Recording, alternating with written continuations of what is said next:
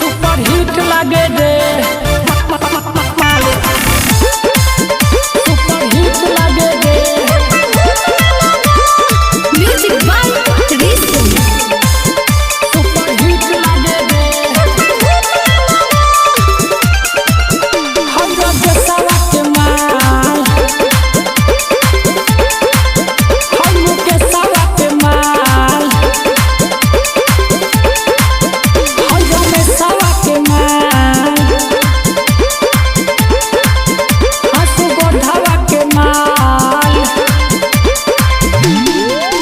हसी चंदना के माल उ चंदनवा के माल ई अजितवा के माल ऊपर में सवा के माल होली में नचाले को ठीक लागे रे अपधे सवा के माल सुपर हिट लागे रे हल्के सरिया के माल बड़ा निक लागे रे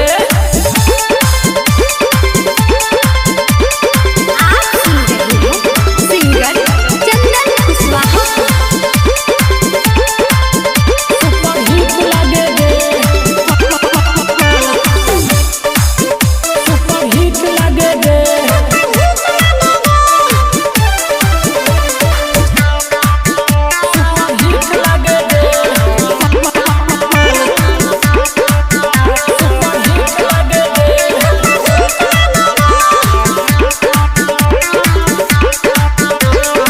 समृद्धि रिकॉर्डिंग स्टूडियो मुंबई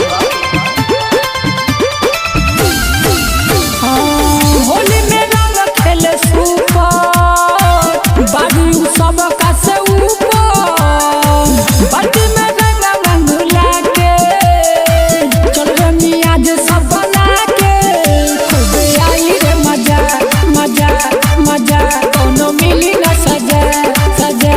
सजा खूब आई रे मजा कोनो मिली न सजा उन्हें कना आगा कोई ठीक लागे रे हई रजुआ के माल सुपर हिट लागे रे हई विजयिया के माल बड़ा निक लागे रे सुपर हिट लागे रे सुपर हिट लागे रे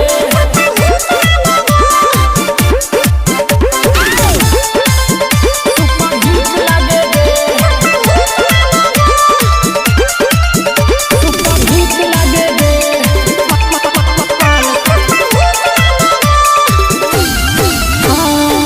पिलर बउआ जी बउआ